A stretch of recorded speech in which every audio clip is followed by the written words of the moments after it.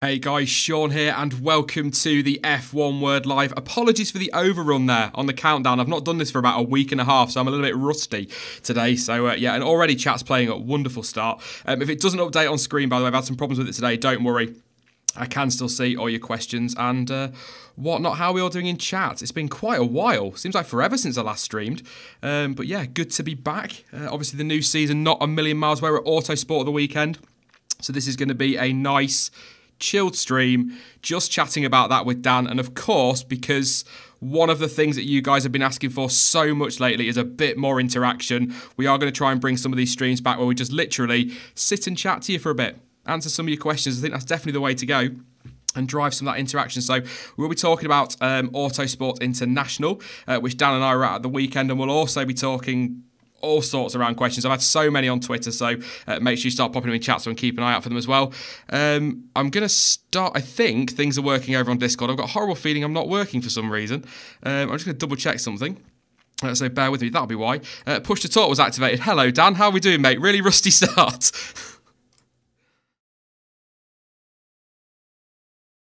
So, literally, yeah, it couldn't get much worse, could it? You're right, Dan. Are you there, Dan?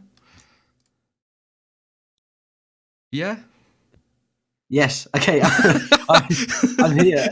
Wow. That was a rusty start. I don't know if you could hear me or not. Then that was that was not the best start to tonight, but I am here. Thanks for having me, man. It was a great weekend, and I'm looking forward to talking about it, and I'm looking forward to answering some questions from you guys as well. Yeah, I think I feel like kind of stopping the stream and starting again. Being completely honest, it's been about a week and a half since I streamed, and I sort of put the software on today, and I was like, "What on earth do I do with this?" But there we go. We are away. I'm going to put some pictures up. All these pictures we actually took, which is quite awesome. Your first event, your first time going to Autosport, not just Autosport, but I think your first media event of any kind as well with your channel, Dan. When you got home, how did you feel when you got home? Were you happy, enjoyed it all? Tired. Yeah, knackered, Tired. Yeah, my legs weren't feeling great the next day, that's for sure. But it was a great day. It really was. I was gutted I didn't get to go on the Saturday. I'm not going to lie, but it was great to meet you. Great to meet loads of people over the event. Your mate Dan and Josh as well. We met from the Oversteer Network. So brilliant day. And yeah, I'm definitely glad I went.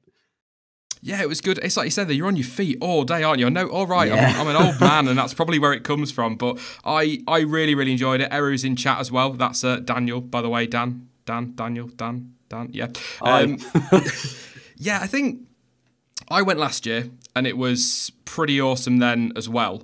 But it seemed more, I don't know if everybody in chat went, but it seemed more spaced out this year. So there seemed to be still just as much stuff, but you weren't all crammed into one area. It seemed to be spread out across the halls, which is obviously why you're walking a hell of a lot, because you're having to go from place to place. But I had so much there. I know we were walking around on Sunday, weren't we? And you kept going, when did this arrive here? Have we walked past this? Like, yes, we've seen it twice, Dan. And you're like, no, I haven't. You have, honestly.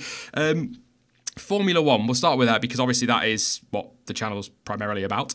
So we will kick off with that one. I seem to remember last year there being more, but I've got to give massive kudos this year to Force India, Haas, McLaren, Mercedes and Renault, who all took a version of their 2018 car. So obviously they weren't up-to-date versions because I think the McLaren had the early season nose on it. I think the Haas was slightly different as well. But Ferrari took their 2017 car. I think it was a 2017 car. Williams took their 2017 car. But for whatever reason, whether it's just a car they send out to these events, I don't know. But Red Bull sent a 2012 Red Bull with their 2018 livery, Max Verstappen's number on, Verstappen and Pierre Gasly on the side, and a Honda engine sticker on it, which I didn't notice until I looked at the pictures when I got home. I was really disappointed because I was quite looking forward to kind of nosing around the Red Bull, to be honest, Dan. Yeah, I did not notice the Honda logo either. That's really strange. Yeah, it was great seeing the 2018 cars, and I think you said over the weekend and put some bits and bobs up on social media. Some of those liveries in the flesh were so much better. I mean, that Renault livery I didn't think could get much better, but actually seeing it there was great. It was a shame that all the teams didn't bring an up-to-date car, but I suppose the biggest crime, I think a lot of chat are gonna know what I'm about to say, is the fact that it was the number 20 Haas car. Yes. Well, what was that all about? They knew I was going, so why put Magnussen's car there? Still a little bit upset about that. I'm not going to lie. Yeah, you were you were not happy. You looked very, very sad when you stood next to that. I'm not gonna upset. I was going to wind you up. I was going to say something. In fact, I think you even said it. You'd be surprised if Grosjean's car was in one piece. And that's possibly why they couldn't take it. But yeah, it's really good, the Formula One stuff. Like I said, seemed to be a little bit less, whether it was just in a smaller area, I don't know, but really, really good. All the 2018 branding as well on the Haas. It didn't have the livery, obviously, but it was Rich Energy Haas F1 team. So they're all ready to go. But there's a picture on screen now of it. The highlight of the F1 area for me was that Senna statue. Absolutely beautiful. It was pretty special, wasn't it? It really was. I mean, I didn't really get to see a lot of it. As in, we went, when I was walking around with you, we went to it, I think, once. Maybe we went around that particular area because in the afternoon it got really busy because that really was the centrepiece, wasn't it? And especially because on the Sunday we didn't get the McLaren boys. Obviously, Norris and Sainz and Zach Brown went on the Saturday. So, yeah, that really was a special part of the show. And I've got a few pictures, but I'm glad you've got some nice pictures because I think all mine are a little bit wonky, but that's definitely something that I will remember. It's the detail on it. For a bronze statue, the carving, all the sponsors are carved out of it, and it looked... I saw it on social media from the... what are they called? The trade days on Thursday and Friday, and I thought, that looks really cool. And then I saw it in the flesh, if you like, and I just thought, wow. I had a look online to see if you can buy replicas of it. You can buy a scale version of it, Dan, and it will set you back $250,000. Oh, I mean, worth it. Yeah. Worth it. It was that good. I really enjoyed that. I really, really did. Like I say, disappointed with the Red Bull. I think that was my biggest disappointment with the F1 area was the fact that they didn't really... I wanted to poke around a more recent Red Bull is what I wanted to do. Get the camera in there and have a look. But picture on screen there of Zach Brown, Lando Norris and Carlos Sainz. That was weird on Saturday in the media area, just sort of wandering around. And you've got a few people like that walking around. And now on Sunday, Karun Chandhok and Johnny Herbert got you fanboying, didn't they, Dan? Which was brilliant. But it's quite surreal. I know I've only been doing this. This is my second year doing YouTube. I know, Dan, I think you're not a million miles behind me in that respect. So all of this media stuff is new to us. So when you see all these journalists in the media centre sat there going, oh, yeah, you know, it's only Lance Stroll. Not Lance Stroll, sorry. It's only Lando Norris. It's only Carlos Sainz. It's only Zach Brown. And where they're going, oh, my God, it's Carlos Sainz. You feel a little bit ridiculous, but it's awesome. And it's maybe something we'll get used to, Dan. I'm more than happy to try and get used to it a bit more often. Yeah, I mean... Like you say, I was fanboying out massively, especially because, like you said earlier, I've never done anything like this whatsoever before. And I walk up to the desk at the beginning, and I'm like, oh, where do I get my pass, please? And they say, just walk in there. And I walk in, and there's just Karun Chandhok, and no one's even questioning that I'm there. Me freaking out, like, oh my God, what is going on? And everyone's just so cool with it. So, yeah, it'd be great to get used to it. That's for sure. But fanboying, I think even is a bit of an understatement, I guess. Brace yourself, anti-Formula E people. I'm going to have a moan. I think this is the only moan really I've got from the whole weekend, apart from the fact that I have blisters because I'm old and I had to walk and I was really expected more Formula E stuff. In all honesty, Dan, it was Jaguar were there, weren't they, and had the I-Pace trophy car and what I think is sort of almost a mock-up of a Gen 2 Jaguar we suspected, didn't we? But I really thought, given all the fuss around it and things like that, I know before anyone says in chat, they were a little bit busy at the weekend in Marrakesh, so we can let them off in that respect. But I just expected, with all the hype around Formula E at the moment and all the technology is going to be the future and all this sort of thing, I thought there would be more there. I think I caught what you just said. You were going a bit robot there, mate, just to give you a heads up from my end. But Formula E, I was a little bit ashamed that there wasn't more stuff. Like you say, I think you say anyway, if I could understand. I was sorry, just looking at the settings there, making sure they're okay. But yeah, I expected more. I expected more than just like a one car in the I-Pace trophy car. Yeah, we're having fun tonight. I think we've got more technical difficulties. I've got a feeling Dan's... There we go, he's back, yeah. Yeah. It could be either of us, Dan. I've upgraded the PC this week, so it could be that, to be honest. But yeah, I'll let you finish what you were saying. Sorry, I don't know where it's cut out. What was the last thing you heard me say? Sorry. Just, I can't remember. We'll start again. I expected more Formula E stuff, given the hype around it. Is kind of where we were. So, yes, yeah, I was really disappointed. Actually, as you know, that's obviously one of the big things I went for was Formula E, and yeah, it was great seeing that Jaguar, even though it was a replica showcase sort of Jaguar. It was great to see that there, and even the I-Pace, that just being there was something. But Josh mentioned something during the show that I hadn't really considered is what were they doing with the Gen 1 cars? You know, what they doing with last season's cars? yeah. I mean, yes, everyone wants to see the Gen 2 cars and get up close with them, but even at an event like Autosport, I feel that's a perfect place to really just introduce people to Formula E. I mean, I was walking around, I didn't have a clue what half of the motorsports were, if I'm being totally honest, but you had things like the W Series really trying to push awareness there, and I think it was a shame that even the Jaguar one itself, it wasn't really a stand, was it, or anything like that? It was just the car in the middle of the floor. There was no people you could talk to or any sort of interaction. So, yeah, I was a little bit disappointed with that. I'm not going to lie. And I'm hoping next year, when Formula E grows even more, they'll have a little bit more stuff. But it's not hard to do that, I suppose, because there wasn't a lot.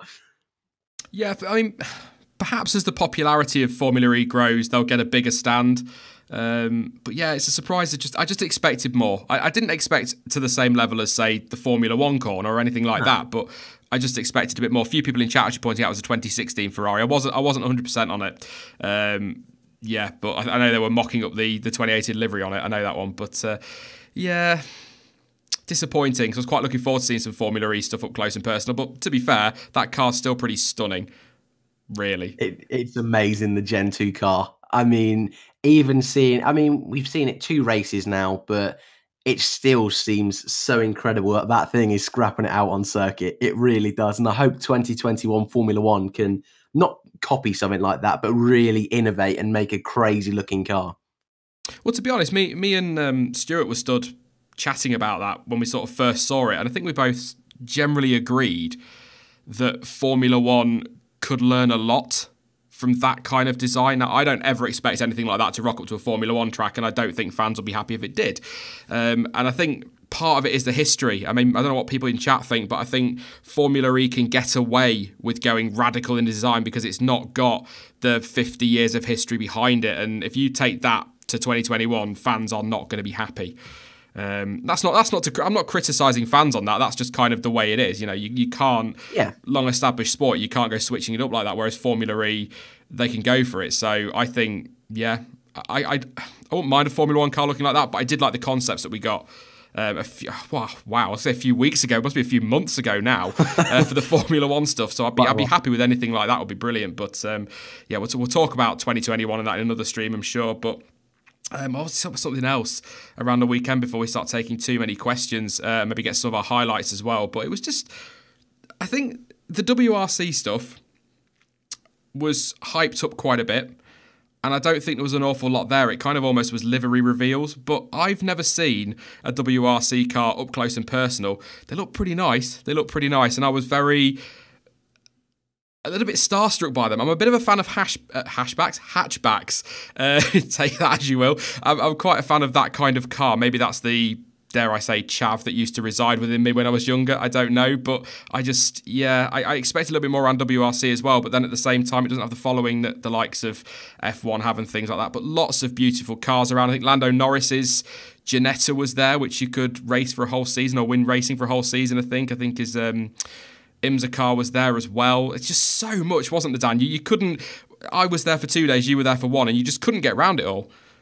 No, and even at the very end of the day, we were finding things that, I hadn't seen, and even you said there were things that you hadn't seen. There were so many different things going on. On the Sunday, I don't think you did on Saturday either. We didn't get to go to the live zone thing. No. There was just so much there. And... we spoke as well about how many days sort of thing we'd do next year, but I think even if you did all 4 days, there would still be things that you wouldn't see. So that was actually a really nice surprise because before I went, I thought, am I going to have enough things to do in a whole day? But there was definitely loads to see. And like you say, there was just every single corner, there was a different motorsport. And there were things like those tractor race drag car things. Yeah. They were crazy, but it was things like that I just never heard of, which was interesting just to see for the first time. And the fact you could get so up and close, even like the WRC cars, like you say, it was pretty mad, to be fair. I tell you what, there'd be no moaning about power and noise if you slapped one of those in the back of a Mercedes, would there? No, incredible. not. Absolutely, some incredible stuff there. There really, really was. Obviously, I was there as an F1 fan and whatnot, as primarily there for that, and thoroughly enjoyed it. But it was just walking around and seeing. I love cars. I can't help it. I love cars. Not the cartoon, or that is pretty awesome as well. But I do. I just love being around that kind of thing. I think there was a McLaren. Was it the P4 McLaren was there? McLaren P4. The orange one that had its own stand. That one. Yeah. That was the McLaren Senna, I believe. Just absolutely amazing. You look at them, and you're like, I want that. I want that. I will save up all my pennies and I will buy one of those. You know it's never going to happen, but you can dream when you walk around. But highlight of the weekend, really weirdly, I suppose for me, was meeting you guys. Was meeting you, Stuart, Ellie. I think she's in chat as well. Good evening, Ellie. It was fantastic to meet you. Girl in the pit lane was there. Finally, I have been to so many events over the last year, but I finally grew a pair of testicles and had the nerve to walk up and introduce myself to Tom and Matt from WTF1, and we had a quick chat as well. So just a good weekend for networking and kind of getting involved in the community a bit more. So that was brilliant. But just the whole weekend, I can't fault it. If you were there in chat, let me know. And I got recognised once. That's a person that clearly watched the 10K special, Dan, because they recognised me, and that was weird. That's a weird experience, but it was awesome to meet people that enjoy the channel. If you did go, I'm sorry if I missed you. Hopefully next year there'll be a lot more face cam on the channel, so you might recognise me there next year, so I can say hi. But I just enjoyed the whole thing, and I highly recommend it to anybody who was considering going but didn't go or anything like that. Definitely go for it. Yeah. I mean, I will just say, disclaimer, anyone who didn't see Sean, I told him to put on his F1 word hat and he wouldn't do it. He would not do it. So I want that out there because I tried to make him wear it, but he wouldn't. But no, I think, my highlight is the same, just meeting loads of different people from YouTube, but then also people like, I should have known his name. I should remember his name, but that guy who was in the world of Formula 1, who was selling those photo books, things like that, just listening to all different people's stories. I mean, it was something really different. And before I went, I suppose I just thought we'd be walking around looking at a few bits and bobs, but it was so much more than that. It was really great. And like I say, meeting you guys was definitely great. We nearly bought those books, didn't we? We were so close. I can't remember what his name was. It's so annoying. I should have got a name or found his business card out. But he basically has been working around Formula One, and he does. What are they called? Like diamonds. Mike Theobald. There you go. It's on the back of the Romain Grosjean signed VIP pass that I've got. That's sat right next to me. So that's how I know it. So that's absolutely great stories. It tells about Bernie and whatnot, and he knew Ayrton Senna, and he's got these fantastic albums from sort of seasons gone by, recent seasons as well, just full of stunning photographs. But he also does some of those, those. Maybe you've seen them in chat, I don't know, but you get like some liveries have got diamonds in them. He does those for McLaren as well, and I think he's there this week doing that, and it just absolutely amazing, some of the stories we got there. And I think I like hearing stuff like that. Maybe I'm sad, maybe I'm a bit of a geek like that, but I really enjoy hearing people's stories that have been around for a long time when it comes to Formula One, and he just was full of them. I could have stood there and listened to him all day, to be perfectly honest, Dan. Yeah, I think I could, because at first I thought, he's just trying to make us buy the books. But once we started talking to him for 5 minutes, it was so interesting, to be honest. And to be fair, I did want to buy that book. I'm not going to lie. I was like, I was so close, like you say. But no, I ended up spending a lot of money. So more would have probably not made the bank account look very nice. Now, to be fair, you got home with a few really cool bits. I think you got your Romain Grosjean signed pass, which was a damn sight cheaper than the helmet you were looking at. That's all I'm going to say on that. I'm not going to start giving away your financial information. But you got a couple of helmets as well. I saw your picture on Twitter. I was like, wow, you got more than I seem to remember. And I came home with just a load of pictures, basically. And nothing Stoffel Van Dorn or Marcus Ericsson related. Nearly Marcus Ericsson related. I nearly came home with that. But no, bit of a surprise, really. I expected to get more. But awesome weekend. Definitely recommend it. A couple of people asking about ticket prices. I'm not 100. I think if you go for the full weekend, it's fairly expensive, but if you go for the day, it's not too bad. I can't remember the ticket prices. On the I will have to door look at for that. Sunday, it was £39. Yeah, so maybe that's expensive to some, but I think that's a bit of a steal given how much you get to see. And if you go on the Saturday when you've got your Carlos Sainz's and your Lando Norris's there, 39 quid, you're getting pretty good bang for your buck. You got to meet Karun Chandhok as well, Dan. Yeah, I know you're pretty happy about that. So did I. So yeah, exactly. So it's £39 just to even, like you say, be there, but then also to have the opportunity to meet people like that. And they are just walking around. It's not like they're pushed behind security guards or anything. Johnny Herbert was just walking around doing his shopping like the rest of us. So, I mean, he might have got a Marcus Ericsson helmet. You never know. But it was so special. And yeah, I as well would definitely recommend. Absolutely. If you've got any questions, by the way, guys, about Autosport International, we'll try and answer what we can. We just wanted to have a quick natter, really, kind of debrief on the weekend and just let you all know we had an awesome time. So I know quite a few of you were asking. I will admit, it's kind of weird talking to you now, Dan, now that I know what you look like. Yeah, likewise. It's kind of strange. Yeah. I can't think what I pictured before, but it's a strange phenomenon, isn't it? I'll be honest, though. When I saw you, you are exactly what I pictured. And that never, ever happens. Normally I see someone and go, no, voice doesn't match the face. But I looked at you, I was like, yep, that's Dan. Cheers, man. I'll say the same. Thank you. I'll say the same. I mean, even though I couldn't see you, and for people in chat, we were in the room, and he said, "Oh, I'm wearing a hat," and he was the only one wearing a hat, and I couldn't see him. So yeah, my awareness wasn't that great, but yeah, it was brilliant.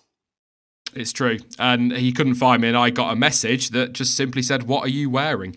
Which was a very uncomfortable exchange. I can promise you that one. But yes, I'm going to take some of your questions. I've got a couple from Twitter very quickly to get us started, and then I'll come to you guys in chat. Where should we start? I think we'll start. I want to read Jack Chambers' one out. I'm going to read it. Forget it. He says, I have one question for Juan, just a hypothetical one, Juan. As the Wonder Kid, the rising number one, Juan wonders, should one only win one in 1 year? Would one want to have won that one in round 1-1? Yeah, I love that. That's such a good press conference trying to wind up Juan Pablo Montoya. Yeah. Thank you for that, Jack. I did giggle over that earlier. I'm going to start from the top then. So F1 Noob says, what do you think who do you think the next 3 new world champions will be? I think, to be honest, it'd be very hard to look past Verstappen and Leclerc. I think they've got to be on that radar for 2 of the next 3. But then when I looked at this earlier, I couldn't really pick a third one for a new world champion. Possibly an Ocon or a Russell if they end up in that Mercedes. If Russell impresses this year and replaces Bottas, that's a possibility. Maybe Gasly if he can outperform Verstappen. Maybe in 2020 if that Red Bull's good enough. But like I say, Leclerc and Verstappen would be my picks for 2 of them. But I just can't seem to get a third in my head.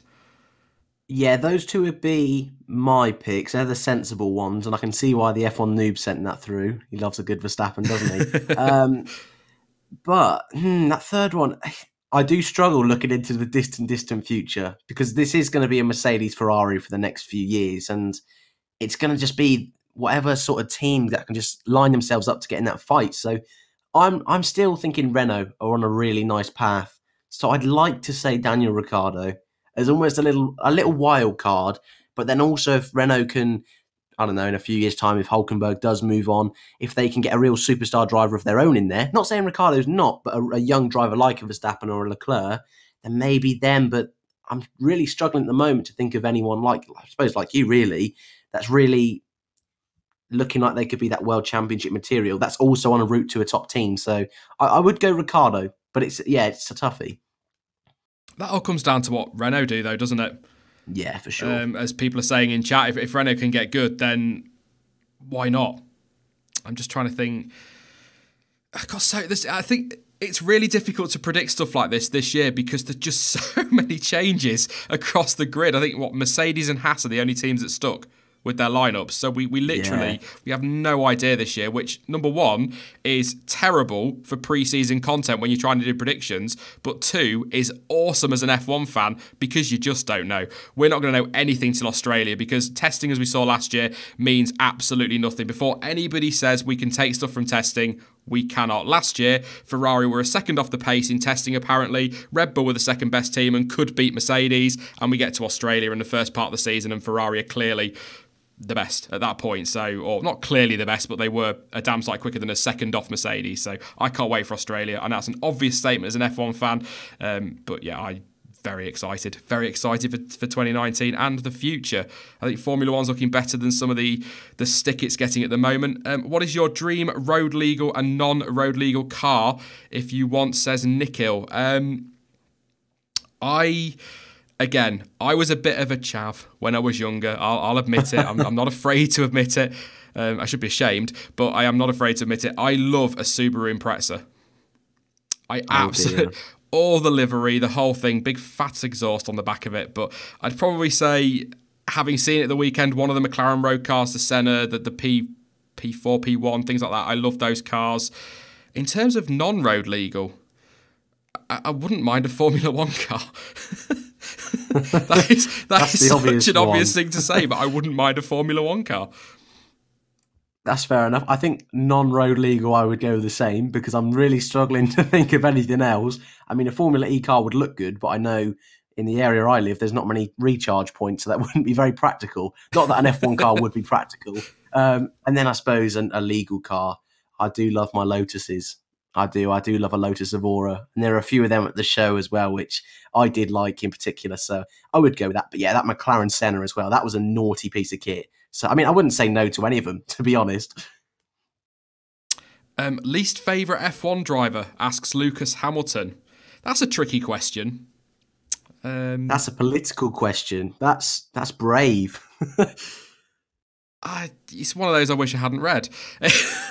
I'm kind of going to put myself in a really awkward position. I think I've not been a big fan of Perez this last couple of seasons. I really liked him.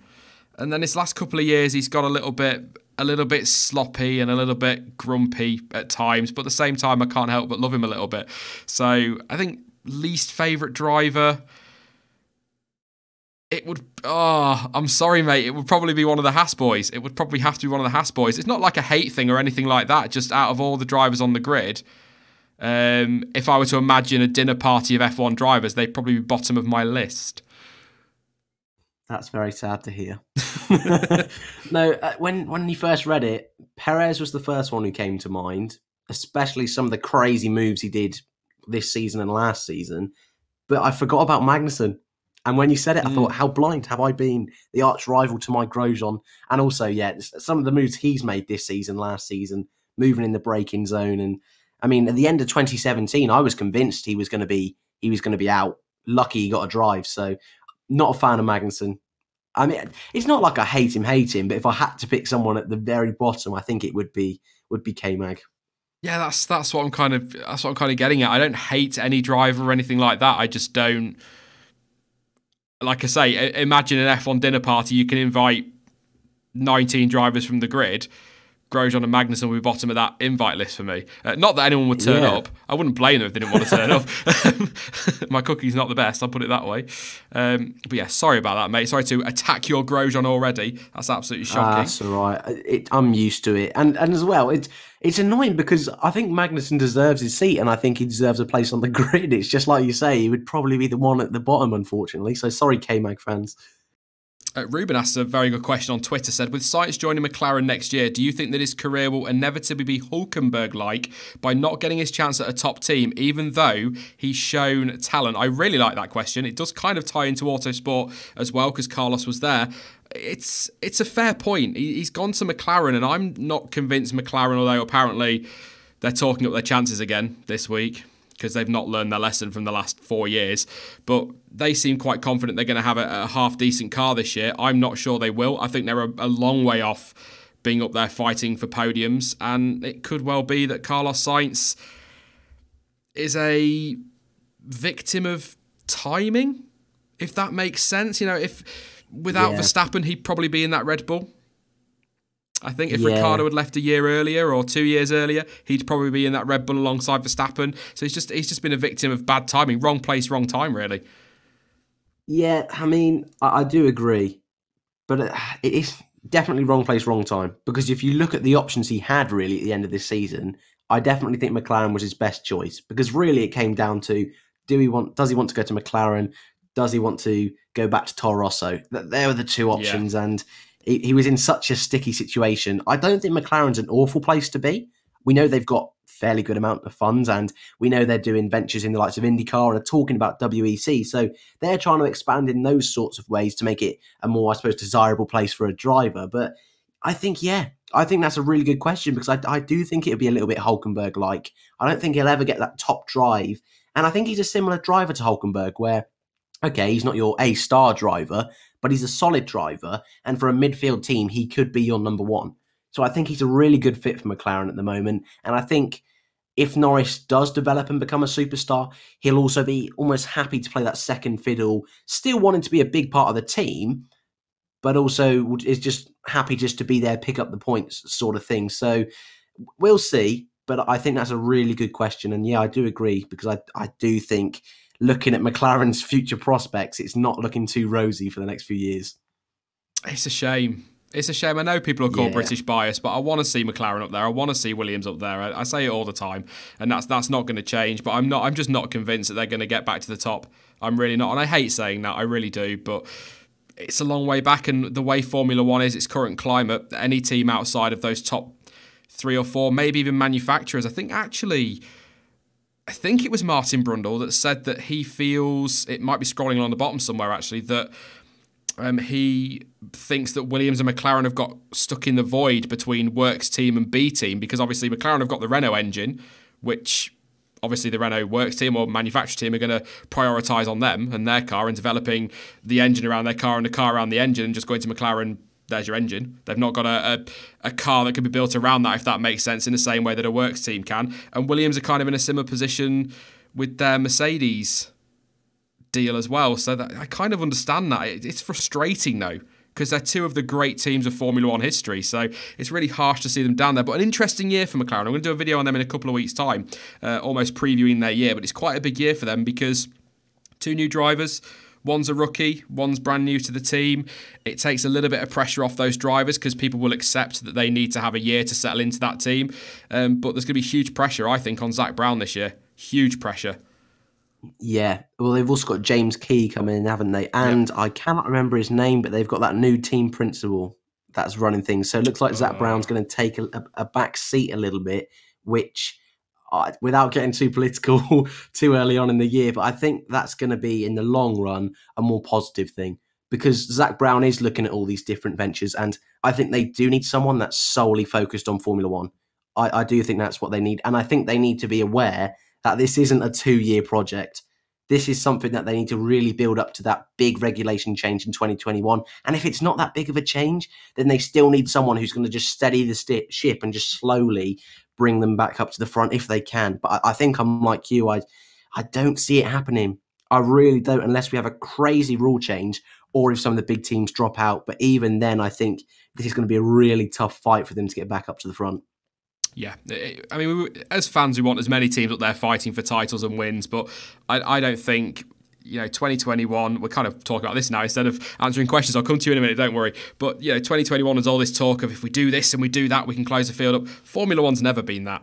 And I don't think it's all right, Formula One looking at Formula E and F1 fans going, oh, look at how close Formula E is. Why can't Formula One get it right? F1's never been that. Really, not for decades now. There's always been dominant teams, and I don't think it'll ever go that way, because the money's just so ridiculous, and you can cap it all you want. As I've said so many times, Red Bull own Toro Rosso. Ferrari have got big stakes in Sauber. They can increase their stake in Haas if they want to. There'll be other ways around this cost cap. It's not a problem for the big teams. So, yeah, I'm not convinced it's going to close up in 2020. I'm also not 2021. Sorry, I'm also not convinced that 2019 will be the big revolution that some people are talking about it being. But Ellie says, who will be best of the rest in 2019? I'm going to stick with Renault on that one. I think Renault, definitely. Yeah, I'm 100% in agreement. And I think they're going to be comfortably best of the rest as well. I mean, I can't see Haas doing a real push for that 4th place. The only one maybe is Racing Point, with all those funds coming in. But then I imagine they probably started development on this year's car a little bit late because of all that chaos in the summer. So yeah, I think Renault have got that title of best of the rest.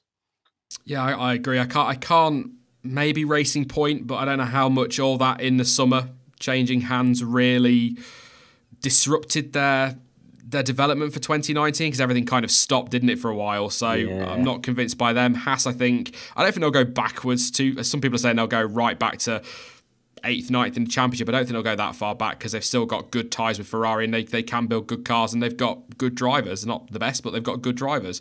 So I think they should be okay. But I think Renault 4th, but I am expecting them to be closer to Red Bull because not so much on pace. I've got a feeling Honda are going to bring an engine good enough that Red Bull can still be relatively comfortable in 3rd.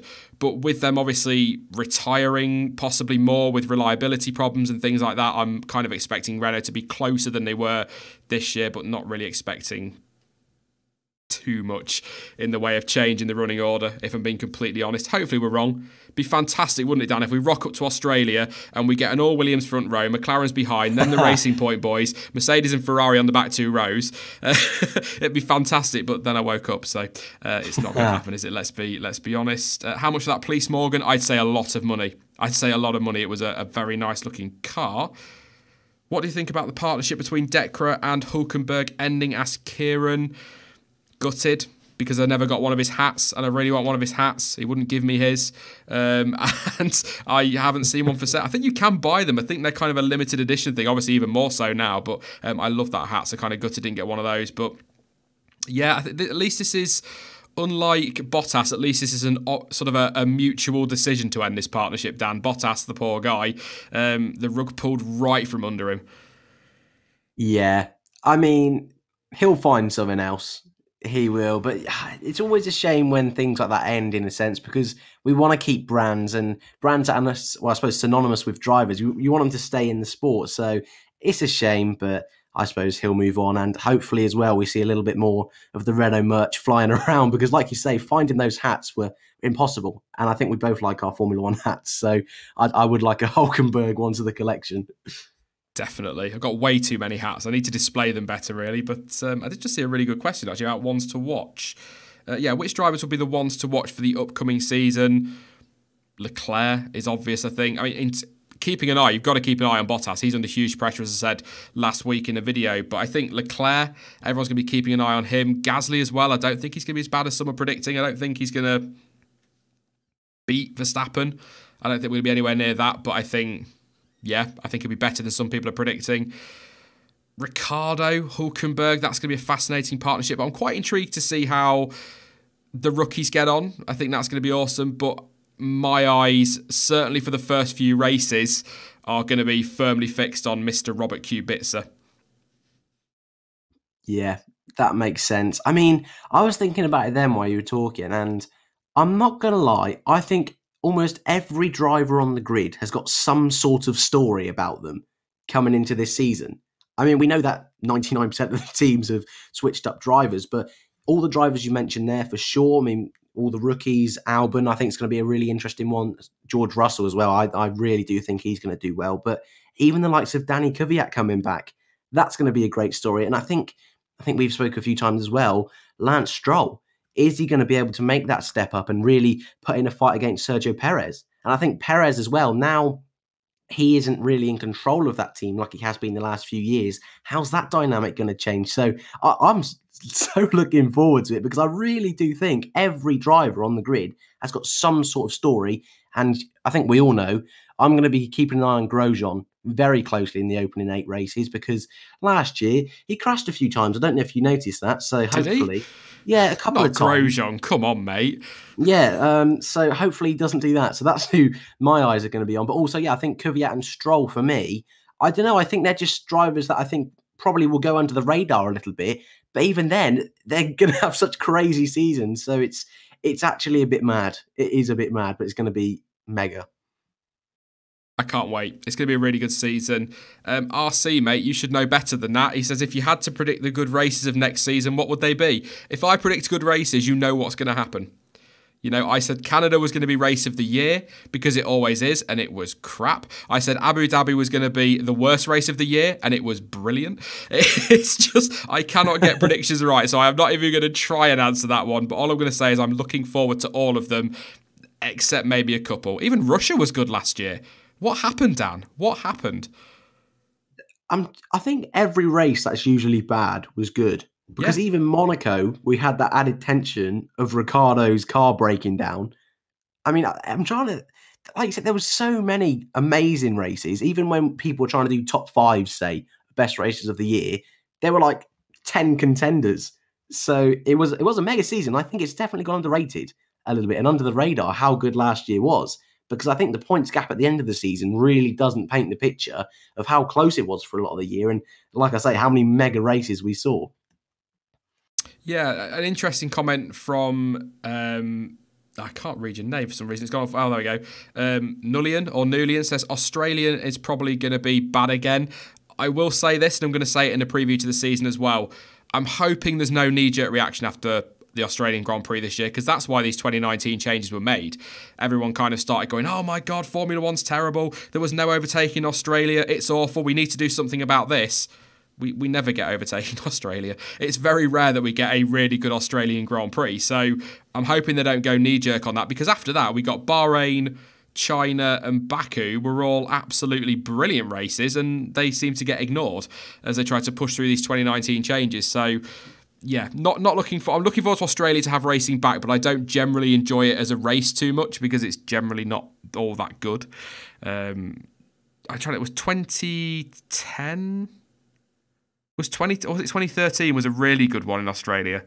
2013. Yeah. Kimmy won. I can't forget that one. I can't forget that one. No, I agree. Obviously, looking forward to Australia. Don't want a knee-jerk reaction, but I can see if it's going to be a dodgy race, I think they'll really look at maybe moving it away from the first race of the season. I can see that happening at some point, which I think is a shame because I think it's a nice place to start the season. But like you say, I suppose new fans come into the sport. If they see a pretty average race and it's been hyped up about all these aero changes and there's no different, I think that could have a negative effect in the long run. So I think Liberty will look to change that if we have a dodgy race. But I'm going to be hopeful and I'm a little bit more positive than you, I think. And I'm going to hope that we could see a good race. And I hope that the front wings do make a difference because there were some interesting things. I mean, the Haas boys and the Red Bull boys fighting last year was interesting, but we want to see big scraps up and down the field with loads of overtaking. So I'm going to be positive, but I can see a knee-jerk reaction happening somewhere. But are we really surprised at that? No. it's what the FIA, it's what Formula One do. They just panic for no reason. And I did see, I think it was Warren M in chat says if Australia is good though, it bodes well for the season. That's a great point. If we get a good Australian Grand Prix, then in theory, the rest of the season should be pretty solid. So fingers crossed, fingers crossed. I've got 3 questions I'm going to run through now because they're all rather good. And I'm hoping that I don't take forever to answer them or we don't because they are good topics. Okay. Lars, I think he asked this one on Twitter as well, said, what do you think will happen with Vettel if 2014 repeats for him in 2019 and 2020? So obviously, if Leclerc beats him in the same way that Ricciardo did, I think Vettel, as I said in my video on Saturday, he's got to deliver the title this year for Ferrari because they're not going to wait forever. They're not going to wait forever for that title. If Leclerc beats him, they're probably going to put all their eggs in that basket. I can see that happening. I think it's possibly you, or it might have been Ellie or Stuart that I said it to on Saturday. I've got a feeling if he starts to get beat by Leclerc and he ends up uncomfortable as he did at Red Bull, he might just disappear. Not from Formula One, but I could see him maybe saying, I don't know, have a look at going back to Red Bull. I think that'd be a real surprise. Maybe look at Renault if he fancies going and trying to build a team up again, or if Bottas doesn't deliver, getting his agent out there and having his feels out for Mercedes. Yeah, I think that was with me. I think we were talking with Josh at the same time. That was all part of that. But I think he's got 2 years. I mean, I think you're right. Ferrari have their golden boy now in Charles Leclerc. And I think already some of that team, I think, are going to be looking at Charles, like a lot of, I suppose we are, in the media and in the community. I think we're looking at Charles to already be the guy who's going to step up and really deliver. That's a lot of pressure for him. And I think he will do well. But I think Seb, even if he does get beat by Leclerc, I don't think he can do a runner. And I don't think Ferrari will get rid of him after one season. No, I don't think Ferrari will let him go. Not if he gets beaten 1 year. It's whether he can handle it. Yeah, that's the big thing. And it's strange, obviously, because when it happened in 2014, I think we were all a bit shocked because it was only that 1 year.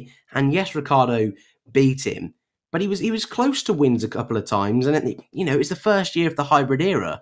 I mean, it's turned out that it was probably the right decision moving to Ferrari, but I'd be surprised if he left at the end of this year, especially because I don't think there's another big seat available for him. And I think he'll probably try and wait for another one, because I can't, like you say as well, if Bottas stays, and I suppose they'll take Ocon if Bottas does leave, and Red Bull, I don't think he'd go back there, especially to partner Verstappen. So he's got really limited options. It's stay at Ferrari or wait for another team. So I don't see him going anywhere just yet. But I mean, like I say, 2014 surprised everyone. So who really knows? What might make Sebastian Vettel's mind up? Let's speak completely hypothetically, and Leclerc beats him narrowly in the Drivers' Championship this year, and Vettel thinks, do you know what, I want to go. I don't want to be playing second fiddle to this kid. I'm not doing it. He might then think to himself, hang on a minute, Lewis Hamilton's out of contract at the end of 2020. Let's just wait and see one more season what he's going to do. Because if Hamilton turns around and goes, do you know what, guys, I've had enough. I'm bored. I don't want to do this anymore. I don't want to have to start all over again. I'm off. I'm retiring. Suddenly, Seb's got a way out.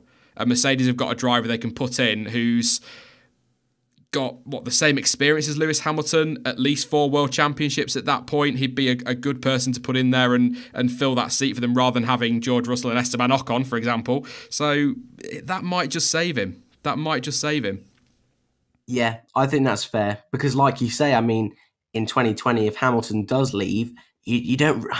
No offence to any of these guys, but you don't want Ocon or Russell really being your number one driver with that much inexperience.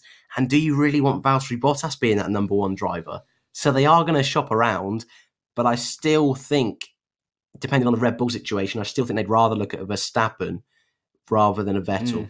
But I still think, yeah, Vettel would. That's the sort of thing I'm looking at. If he's really is going to jump ship from Ferrari, it is going to have to be a big team, because I see him a little bit like, I was going to say Fernando Alonso there. That's probably not a good example. But I don't think he's going to be like a Kimi Raikkonen, where he's going to be happy to go back into that midfield. I don't think he's that sort of character. Kevin makes a good point about Mick Schumacher may replace Seb after 2 years. Has he been accepted today or got his way into the Ferrari Young Driver Academy? Yeah, it looks like it. Although a lot of the reports I've seen say reports are coming out of Italy. So it doesn't seem to be 100% confirmed, but I think you probably would agree. I'd be surprised if it wasn't real. Yeah, it kind of works for Ferrari, doesn't it? This nostalgia side of it. MSC said, would F1 ever consider to not change the rules for a number of years running in order to get closer competition? This is my worry for this year, Dan. I think I've talked about it before on streams, and it's my worry for 2021, chopping and changing rules all the time, that the field closes up. We had a fantastic fight in the midfield last year. It was much closer at the front, and I would have expected 2019 to be even closer. But now we've got these changes to aero regulations. The money that Mercedes, Ferrari and Red Bull can throw at these cars, and Renault as well to some extent, and you could even argue McLaren, that's going to open that gap up between potentially, if Honda again, a lot of if and buts with Red Bull, but if Honda can deliver a decent engine, that opens the gap between the top 3 and the rest of the field, potentially even more. Yeah, exactly. And I think we spoke as well, say a Racing Point nails their design of that front wing. It's the best on the grid. It's so amazing. It, let's say, puts them up in that top 5. But by the time you get to even Spain, or that, I suppose, more mid part of the season, the big teams with all those funds, they've been able to make that front wing, replicate it and put it on their car. So there's all, I suppose, if Force India at the beginning of the season, like I say, were maybe fighting for podiums, all of a sudden the top teams have been able to almost slap their front wing on their car, and Force India have dropped back down again. So, yeah, it would be nice to see them go a few years without any changes, but I think Liberty are still trying to just settle into things, and so I don't see that happening for quite a while. But I do agree with you. It is a shame, because even teams like Haas that don't have funds, Williams, who've already struggled this year, if they want to improve, say even in 2021, they've got to have such a head start.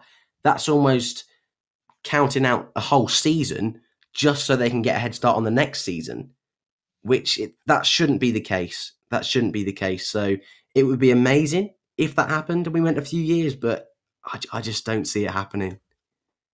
So I'm just looking at that picture of the Ferrari and looking at the wheels. It's obvious it's not a 2017 Ferrari, Sean. Come on, for God's sake. It's clearly not. But anyway, yeah, I tend to agree with that one. I mean, Thomas Ashmore's just said in chat, but Racing Point have more money now. Absolutely, 100% they do. They're much better off than they were this time last year, for example, but nowhere near the money of Mercedes, Ferrari, Renault, Red Bull, McLaren. Although McLaren need to get, we said it, didn't we, when we saw the car, they need to get some sponsors on that bloody thing. Because I don't know where this money comes from in McLaren. It must be the road car side of things or the supercar side of things, because it ain't coming from sponsors. It just looks empty. Yeah, although they've signed this deal with Coca-Cola supposedly for the whole of this season. But even then, if it's just the same size as last year's sponsor, that wasn't very big. So, yeah, it's a surprising one. And they've been looking for a title sponsor for so long now. It's a little bit alarming, I suppose, yeah. RC saying, what football teams do the F1 teams resemble? I'm not going to get into that one too much, but we know that McLaren will be Liverpool because it's always there, yeah. Anyway, let's move quickly on from that one before I upset somebody else. I did have another question on Twitter that I wanted to read, actually, which was pretty good. I kind of covered that one, but we'll go for it again. What would be the realistic expectation for Kubica? That's from Andras over on Twitter. I think just... we don't need to be putting too much pressure on him. The media need to just let him get in and get on with it. He's got his injury. We all know about that. You know, he's going to have to work with that in the car. They've adapted the car for him, and he seems to be doing a bloody good job with it. Let's be perfectly honest about this. But I think people just need to just lay off. There seems to be this expectation that Robert Kubica is going to come in after, regardless of his injury, come in after, 8 years away from Formula One and just suddenly be this world beater. He's not. He's in a Williams, which is not going to be any good. It will probably be the car at the back of the grid again. No pressure is needed on him. Let him get on with it. Do you kind of get what I'm trying to say, Dan? I really want him to come in and be incredible. I really want him to be the Kubica that we remember from 2008, but he's not going to be. And that's not anything to do with his injury, his disability. That's just the same as any driver that's been away for that amount of time from Formula One. He's got a lot, and the sport has changed so much since then. And all right, he had a whole season last year to test that car and in the simulator, but it's completely different going out in FP1 compared to sitting on the grid in 18th place and having to fight your way through the midfield. Well, yeah, and I was just thinking then, I mean, in 2017, when we had this big change of regulations, I mean, I remember even drivers like Hamilton saying how hard and physically tough it was to drive these new cars. And it's going to be things like that. The Halo, I'm sure he's never really, I know he did a few tests this year, but even just race conditions with the Halo, it's so many different things he's going to have to learn and pick up. It is going to be a completely different Kubica we see. And a lot of these people, like you said, I don't want to go in too hard, but we've only seen him in practice conditions. You know, people saying either, oh, he's going to be right at the back, or he's going to be really pushing above that Williams's, actual pace.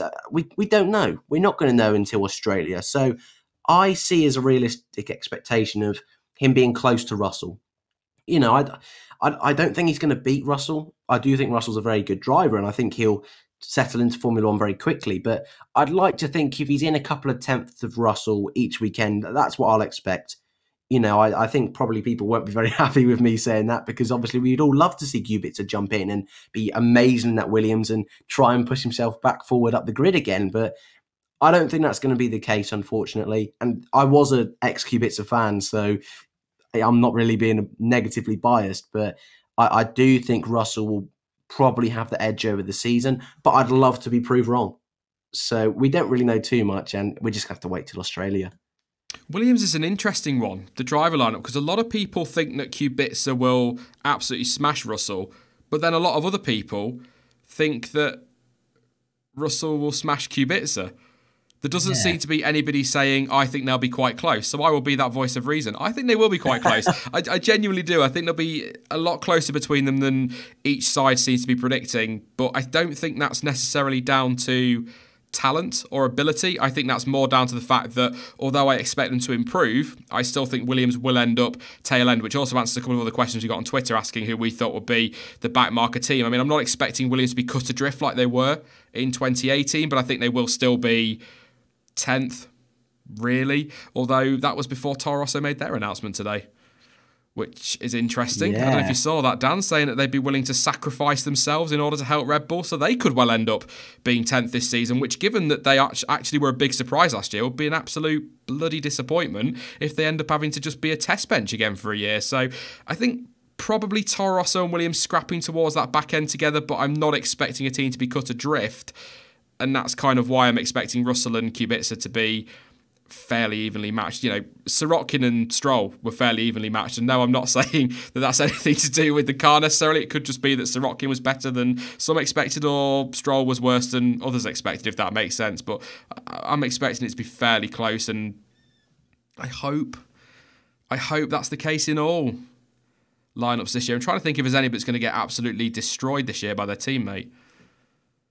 I can't think of too many, because even, I suppose, more obvious ones would probably be Gasly and Bottas. But even those, I think Bottas is probably going to come back with a little bit of swagger at the beginning, I'd like to think. And I think, like you said earlier as well, Gasly, I think people are really underrating him. So I think this is one of the best grids we've seen in Formula One for a very long time. And I think it's going to be very close between a lot of the teammates. And I can't think of anyone really who's out of place, except Magnussen, because obviously Grosjean is such a higher level than him. But apart from that, I can't think anyone. I'm going to answer this question from Damien, but for those who aren't interested in my answer to it, I'm sure there'll be some. Just in chat now, just let me know if you think there's going to be any driver who will be beaten comprehensively by their teammate in 2019. So if you think that Vettel will smash Leclerc, just say Vettel. If you think that Gasly will beat Verstappen, just pop down Gasly. I'm just intrigued to what people are thinking, because I think we've got such a competitive grid and some great lineups this year, and so much has changed. It's really hard to say that. But Damien says, Sean, did you watch the Marrakesh E-Prix? If so, what are your thoughts? I have not seen it yet, Dan. I know. I've been sorting the PC out as soon as I got home yesterday, and then today it was all about getting the stream and that ready. But I am going to watch it tomorrow, because that's my quote day off. And I know, as a YouTuber, to say day off infuriates some people, because it's not a real job. But it's my day off, so I'm going to sit and watch the Marrakesh E-Prix. I've seen a lot of spoilers. It looks absolutely incredible, and I'm pretty sure if Dan was here right now, he'd punch me in the face for not watching it. Yes, I would. I definitely would. And I don't want to spoil it now. I can't spoil it too much, even though you know loads of spoilers. But it was a fab race. I gave it a 9 out of 10. I really did. It was Formula E back to its best. Lots of twists and turns. Attack mode worked really well. That really surprised me. And compared to Saudi Arabia, where it was a little bit, do we want it? Do we not? It was a really nice new dynamic. And pit stops, I'd still like to see them implemented. But it was a nice, I suppose, change from normal pit stop, the, I suppose, strategy that they were using with attack mode. So that was great to see. It was great to see all different teams fighting for the win. We didn't really see anyone massively running away with it, which was great to see. And again, I don't want to spoil it, but the winner, yeah, definitely made me happy. So Formula E back to its best for sure, and watch it as soon as this ends, please. It was, and no one, people haven't seen it. This isn't me just because I like Formula E preaching about Formula E. Just watch the highlights, if anything, because it was such a great race. It really was, and watch it now. Well, after this ends. I'm going to read a couple of these teammate battle predictions out, and then I'm going to end the stream because it's getting close to 8 o'clock. And I don't know if anybody knows, but there's some big thing happening in the UK Parliament tonight. I don't know if anyone's mentioned it, Dan. I've not heard anything on it at all. No. So quite a big moment for UK history and whatnot tonight. So I know a lot of you might, or not a lot of you, some might not be interested at all anymore, but might want to go off and watch it. So Daniel thinks Magnussen will beat Grosjean, as does Lucas. I don't know how much of that is true. Same with Tristan and Vesk, whether that's just to try and upset you, Dan. I don't know. Quite a few saying Magnussen, actually, will beat Grosjean. Hamilton, I think that's a good shout. I think Bottas will be better this year because the pressure's on and he's got to deliver, but I still think Hamilton will come out on top there. Giovinazzi will be pumped by Kimi, says the mighty Dash. Again, he's a new driver, rookie kind of. It's his first full season, but he has done a couple of races before, of course. But I think even if he got destroyed by Kimi, you can't really judge him too much on that, with it being his first season. I mean, Kimi's got a couple of years under his belt, not many. Ludacris says Perez, as does Craig, Jake, Effis, a couple of others said Perez. I completely disagree. Stroll is bloody... I agree. I'm getting it the wrong way around. Stroll is terrible in qualifying, so I fully expect Perez will wipe the floor with him. But come race day, I think that could be a little bit different. Vettel will get smashed. Hamilton for sure. Kimi maybe. Checo 21-0. I think that's a little bit ambitious, but I think I put on the, I think it's on the chain bear stream, it was something like 16-5 or something. I think Perez will win that battle. Yeah, Kubica. I think that's going to be really close. I think we've already said, haven't we, Dan? Kvyat will beat Albon for sure. Yeah, definitely. Not really McLaren. No one really swinging either way with the McLaren boys, which I find quite interesting. That's tough. That's tough because Lando wasn't exactly consistent with his qualifying, was he? In F2. No. But then I wouldn't say Sainz was particularly consistent either. I think he was about 10th off on average from Hulkenberg, which isn't bad, but he wasn't. I don't know. It's really McLaren's one of the tougher ones to call. It really, really is. Yeah. A few people now talk about Brexit have got them all started. Yes, it's the Brexit vote, the deal that's going to get voted on, and of course we have no idea which way that's going to go. I think she might get beaten, Dan. But anyway, this isn't the Parliament Brexit bollocks word or whatever they're doing in Parliament now. I swore. It's been down, terrible. Man. Calm down. Yeah, I think we'll leave it there, Dan. It's been awesome just to have one of these nice casual interactive streams. Loads of questions still coming in. I could answer them all night. It's brilliant. I think we'll try and do these fairly regular, not once a week or anything, but we'll try and make sure that we can 230 against according to Mighty Dash. Is that official? Because wow, yeah. Anyway, yeah, we need to go off and watch the news, Dan. It's all getting a bit exciting by the sounds of it. But yes, pleasure to talk to you again, mate. Awesome to meet you at the weekend. I'll say it again. We had a good day on Sunday. A lot going in, a lot to take in, but thoroughly enjoyable day, thoroughly enjoyable weekend, and a great stream, even with all the technical difficulties. Yeah, I don't know why it was so rusty at the start, so apologies for that on my end. But no, it's great meeting you at Autosport, man, and everyone who was there. It was an amazing weekend. And I tell you what, answering all these different questions, and we've had some really out there questions, been a lot of fun as well. So thanks for having me, dude.